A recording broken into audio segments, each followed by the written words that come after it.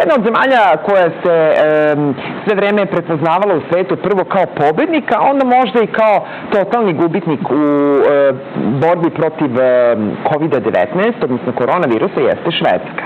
I baš sam se sve vreme pitala kako li će i kad će doći Jelena Ivanišević i tako je, znate, u Beograd. Evo, jednim od prvih letova Vizera stigla je. Dobro jutro, hvala što si došla. Jedva dočekala, prema tvojim objavama na društvenim mrežama sudeći, nedostajala ti je Srbija. Ba, kako da ne, ja sam trebala u martu da dođem 24. marta, pošto je mama bila gore, bio je festival filma i tako dalje, 24. marta smo imali povratnu kartu. 20. marta prosto niko nije verovao šta će se dešavati. 24. marta je, 20. marta je ukinut let i ostao dok ja sam malom gore. Naravno, bila sam srećna zbog toga, zato što ako je već situacija kako je, ne bolje da je sa mnom. I tako je to bilo u početku, dok smo mi gledali ovde velike izolacije po nekoliko dana i tako dalje. Mada, moram priznati, prvih nedelju dana, 2 nedelje, kada je Srbija reagovala onako, kako da kažem, vojnički, i mi smo se uplašili, jer ja sam u nekom momentu, ja ne znam kako je ovde to izgledalo, ali meni iz švedske perspektive izgledalo kao da kreće ono najgore vreme naših sankcija. Znate, ljudi su kupovali neke velike količine hrane, toalet papiri. Saobraćaj. Da. Saobraćaj koliko toliko funkcionisao, ali me najviše pogodilo to sve. Kod nas ili u Švedskoj? U Švedskoj, govorimo o Švedskoj. Znači, tamo je sve funkcionisalo. Švedska 2020. podsjećate na vreme najgorih sankcija u Srbiji, znači, 93. Meni je samo krenuo flashback, 92. 93. Seća se kad smo jeli pola parčeta crnog hleba i čekali mleko. Znači, prvih nedelju dana u Štokholmu, s tim što ja kao racionalna mama odlazim uvek van grada Štokholma i tu u velikim ovim radnjama kupujem. Međutim, to su uglavnom mesta gde su stranci, jel? Tako da u tim hangarima hrane to su bili čitavi rafovi prazni. Znači, govorimo o pasti, riži, brašnu, toalet papiru. Mislim da 1000 godina, prve 2-3 nedelje bila priča, hoćemo imati toalet papira. To je bilo najvažnije pitanje, svega je bio taj toalet papir. Da, ali Sanja, momentalno je nestalo sve. Znaš, i ja ulazim u radnju. To nikad nije bilo, kakvo, prvo mi nije bilo ovde to u poslednjih, hajde da kažemo, 20 godina, a tamo kad sam videla taj scenario, onda sam razmišljala, bože, ja sam to bolje rešavala u Srbiji, ne znam kako ću to rešiti u Švedskoj. U Srbiji imamo nekog rođaka na nekom selu, nešto će se ovde, ako nestanu prodavnice, ja ostajem na ulici praktično. I kad su stvari normalizovale? Pa, znaš kako, pošto mi u centru grada, onda je ta ista panika koju sam srela van grada, zapravo nije postala u gradu, jer u gradu žive, kako da vam kažem, onako urbani Šveđani ili oni koji nisu imali traume rata, tako da sam razumela da u Švedskoj postoje 2 vrste ljudi. Oni koji nose traume rata, znači ljudi koji su došli zbog nekih problema tamo, i ljudi koji zapravo nemaju nikakvu ideju o mogućnosti nekog našeg scenarija. Tako da sve ono što nisam našla van grada, našla u centru grada potpuno mirno, potpuno bez problema. Oni ne znaju šta je kriza, to nikad nisu iskusili. Kada postajete svesni, u stvari, u Švedskoj, pa da pređemo od one teme koje više volimo i ja, kada postajete svesni da ste vi u stvari deo eksperimenta? Zato što je vlada Švedske odlučila da se ponaša mimo svog ostatka sveta. Da se ponašate potpuno slobodno, tako? Nema nikakvih ograničenja i izolacija osim staračkih domova. Da. Jesi se plašila? Evo ovako, ne, ja sam se uplašila jako mnogo, znači kada je Srbija krenula oštrim merama, kada je ostatak planete krenuo oštrim merama, koji je bio onako akutno zaražen, pa čak i okruženje. Ja sam mislila da ovi ljudi, nisu normalni. Znači, u meni opet krenuo onaj sindrom 90-ih, zatvarajte ljudi, krenuće. Međutim, nešto mi se desilo jako čudno, gde sam ja zapravo stala iza svega toga, a to je da taj izvesni Anders Tegnell, koji je bio šef tog instituta za epidemiologiju, odnosno za... Koji je sam odlučio. Koji je nosio celo priču. Da, on je nosila. Znate kako, kada je predsjednik države, sadašnji Stefan Löfven, drugi, treći dan, pošto je kao sve zatvoreno u Evropi, izašao sa paketom mera koje je značio zatvaranje mnogo drastičnije, radikalnije. Pojavila se opozicija koja je rekla, pa čekajte, mora da prođe parlament, mora da prođe nas, mora da prođe parlament, mora da se donese odluka pravna, statutarna, da Jer kao takvo vreme donošenja jednoglasnih odluka ne postoje od vremena Drugog svetskog rata. I Šveđani su rekli nećemo Drugi svetski rat sada, nego mora da prođe, a to vam je 2 nedelje. Znate šta vam je u doba krize, širenja epidemije i svega toga. Znači kada je trebalo zaključati u momentu vrata, odjednom vi razumete da nemate snage, nemate pojedinca, ne postoji sila koja će to uraditi. I onda? Ja sam se tu uplašila. To je taj moment koji se rekli, čak i u ovoj državi ne ume niko da povuče ručno.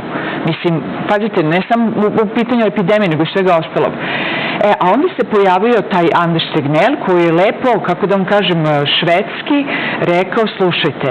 I onda je on objasnio onu krivulju koja je spora, samo ne treba da ižemo panike, to će epidemija da se širi, mi nećemo moći da je. Oni su znači koristili samo dotadašnje znanje u kojem kaže mi nećemo moći to izolacijama da rešimo, jer jednog dana kad se otvori izolacija, opet će krenuti krivulja gore i opet ćemo imati isti problem. I kako je sad? Sumarum, pa ovako je situacija. Mi smo imali tu smanjenu krivulju, naš je broj dnevno, znači ne može se porediti po ciframa sa Srbijom, pošto meni je uvek Srbija bila reper, pa i okruženje. Okruženje je isto radikalno postupilo. Okruženje, recimo, prethodne 2 nedelje imalo 0 do 1 mrtvih. Šta je to? Norveška, Danska, Finska. Znači da su brojevi otprilike kao u Srbiji, 1 mrtvi dnevno i nekoliko desetina. A tamo ide dnevno 40 do 60 mrtvih. U Švedskoj? U Švedskoj. To nije slučaj i sada, pošto sam juče zbog ovog gostovanja pregledala malo. Sada je recimo 4, 6, to malo varira, ali je drastično mrtvih dnevno. Ako je mrtvi, uopšte je ono statistika. Sad je pitanje kako vodi statistiku, se naravno postavlja pitanje. Imamo, sad ako govorimo o broju stanovništva, mi smo slični, Srbija i Švedska, gde mi imamo 56.000 zaraženih, ovde govorimo o mnogo manjim ciframa, i 5.000 stradalih, što je zapravo samo 10 puta manje. Stradalih u smislu mrtvih. A to je zemlje malo veća tek od naš, recimo, ali to je od 8, 9, 10 miliona, sad je to neka... Dobro, mi smo imali 12.000 zaraženih i 250 mrtvih do danas. Da, ali pazi, to je 100 puta manje, a mi govorimo 10 puta manje žrtava. Znaš, tako da, ono gde oni vide najveću grešku, to je da nisu radikalno postupili prema domovima za stari. To je samo ušlo i otišlo. Ali znate šta postoji još tu? Švedska je zemlja sa ono, kako se to kaže, stariji su u većem broju. Naravno. Starije populacije. Tako da u tom smislu se i dalo očekivati da prosto kod starije populacije to se desi. Da bude teže. I sad su svi planovi u stvari ne samo vaši, tvoji, profesionalni koji su vezani za film, pozorište, različite javne nastupe, manje više pali u vodu. Trebalo da se ide u Linz, u Austriju, tako? A evo ovako, ja sam trebala gore, naravno, festival filma, sve smo mi to radili, međutim, bukvalno ono kraj marta i onda je stalo i cela Švedska je stala kao i cela Srbija po pitanju svega toga. Međutim, Šveđani nikada nisu obarali broj okupljanja na 50. U Švedskoj bioskopi rade sve vreme krize, ono najveće krize, s tim što oni intenzivno apeluju na samoizolaciju i tako dalje. Švedska je jedan narod koji sluša u suštini, ako govorimo onako. Ja sam u Štokholmu, pa ajde da kažemo da je Štokholm malo drugačije od ostatka. Ne, Štokholm je sve vreme izolacije zadržao taj neki malo slobodarski duh. Pazili su, oni su recimo apsolutno izolovali svoje roditelje, bar ove prijatelje koje znamo, ali oni su nastavili neku normalnu komunikaciju. Čak se poslovi, mislim, radna mesta se nisu toliko, radnje su radile. Znači, ne postoji zatvaranje radnje ili tako neke zabrane. A šta može sad da bude, vratit ćemo se opet na... Mi možemo da očekujemo da ćete imati možda malo lakšu jesen i zimu nego ostatak sveta. Ne, mislim, zabrana i dalje na 50, ali evo, mi smo probali da napravimo neko dešavanje u ovom nekom lokalu koji mi imamo... Ljudi se drže zatvoreno, prosto ne možemo da pravimo. Ono što radi, to su ti neki restorani, govorimo napolje, pošto su Šveđani obužeti suncem, ima sunce, priroda je, nemojte im samo to oduzeti, jer oni su i koronu rešavali time što su izlazili u prirodu i radili. Tako da ne verujem da će te zatvorene prostorije dugo vremena imati. Zato se ja sad trudim da iskoristim leto, pa da napravimo sve neke manifestacije. Hajde malo da vidimo šta je sve lepo Jelena radilo u posljednje vreme, između ostalog ostalog, ko ćemo odmah da kažemo za Handke, u stvari, to je čovjek kojeg poznaš, ovo je decembar, to su napravili pre korone. Da, pre korone, naš Nobelovac, jel tako? Pa naš. Koji je imao veliku, kako da kažem, antipropagandu, u smislu da su ga iskoristili svi one, ajde kažemo, zemlje okruženja, naročito u Švedskoj, znači išao je napad na akademiju, zašto su mu dali, da. Kako je to moguće, genocidno i tako dalje. Naravno, Handke se držao na nivou zadatka, pošto je u Oslu isto tako dočekan godinu dana ranije na Ibsenovoj nagradi, onda smo se pomalo organizovali i eto, napravili ove lepe torbice. Znači, nismo ništa ni demonstrirali, niti izazivali neke druge nemire, ali smo bili pre svega podrška ovome Nobelovcu i podrška pre svega akademiji. Jer se u jednom momentu lično uplašila, znate, Šveđani malo kad se krene čvršće na njih, oni umeju da naprave korak nazad. Međutim, onda su mi objasnili da je odluka akademije neopoziva. Znači, u momentu kad se donese, i ja pretpostavljam da su oni prošli sva moguće scenarija, reakcije i tako dalje, tako da je to jedan smeo korak koji mi je kao što je onaj Anders Tegnell stao i rekao, slušajte, moramo da prođemo kroz ovo, i onda kažem, čekaj, postoji ipak neki, rekli bi švedski gen, onaj, da kažemo, jaki koji kaže, ovo mora da se prođe, mi ćemo to ovako uraditi nasuprot celog sveta, tako da je početak te priče zapravo Nobelova nagrada. Iako su svi bili taj neki medijski svet koji je bio protiv nas i koji još uvek većinski se urotio protiv nas, dok je stao u neku napad, Švedska staje i ne trepće. Tako da, kako da vam kažem, tu osjećam da se nalazimo u jednoj zemlji gorštaka. U suštini, gde se osjećam dobro. U jednu takvu bi uskoro trebalo da odiš, u stvari, zato što u julu mesecu bi trebalo da bude filmski festival tog Linca i Austrije.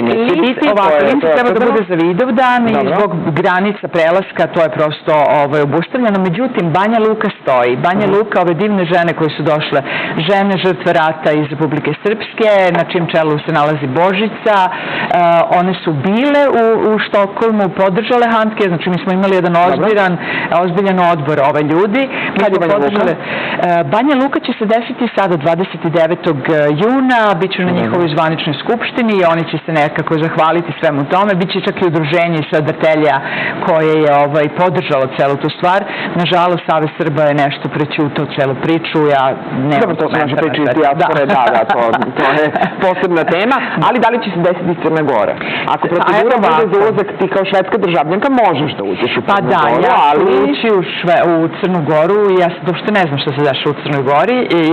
Isto kao što, znate kako, kad mi dobijemo priču odavde što se dešava na Kosovu i Metohiji, jedna je sasvim druga priča kada se ode dole, a sasvim druga priča je to što mediji onako kažu ne, ovako i onako je. Tako da ja lično mislim da mediji umeju da malo preteraju nekim stvarima, tako da je moja ideja da odem sada početkom odmah posle Banja Luke praktično da odem u Crnu Goru, da vidim da li će biti moguće da se realizuje festival filma, koji evo četvrtu godinu radimo, što je najsmešnije, već su mi se javile dvoje Šveđana da dođu autora filmova na sve ove epidemije izolacije, prosto su sanjali to mesto da dođu malo i na more. Ovo je sad članovi žirije od pre neku godinu. Hoćemo dakle da vidimo, čekamo još nedelju ili dve pa da vidimo da li će biti festival. Da, moram da vidim na licu mesta da li su spremni prosto. Samo još za kraj, kako izgledao let, jedan od prvih letova? Divno. Znate kako, letala sam kosmički. Pazite, kad smo mi imali 90-ih sve izolacije, Evropa je, odnosno svet je bio slobodan, mi smo živjeli u izolaciji, putovali u Budimpeštu, leteli, sada je ceo svet u izolaciji, a mi preko Wizz Aira, isto mađarske kompanije, letimo i gledamo taj svet, tako da sam imala jedan moment ono kao, wow, uspeli smo. Eto da i nama jednom bude malo bolje od nekoga. Prijelo mi i sve pohvala i zahvalnost, kako da kažem, vođenju, ja bih rekla, te politike, otvaranja granica, slobode, jeste da ima određenu cenu. Slušajte, sve slobode imaju određenu cenu. Svi smo obožavali Švedsku koja je bila slobodna dok su ovde ljudi patili od te zatvorenosti, zato sad u Srbiji je manje žrtava, ali Švedska i dalje je, da ne kažem, vodeća ili nepoželjna zemlja za kao turistička zemlja, jel, u smislu odlaska. Nama je drago da si dobro, da si nam došla, da ćemo se vidjeti i narednih dana i nedelja. Gde ćemo više pričati možda o nekim projektima. Sigurno ćemo, samo da se izdekliniš šta može, šta ne, ko pušta da uđe, ko ne. Naša gošća Jelena Mila u zemlje koje su u planu u vezi sa kulturnom razvojem na kojoj intenzivno radi poslednjih 20 godina. Hvala ti mnogo, hvala što si došla uopšte i hvala što si došla u ovo izborno jutro na Studio B. Vi ostanite tu.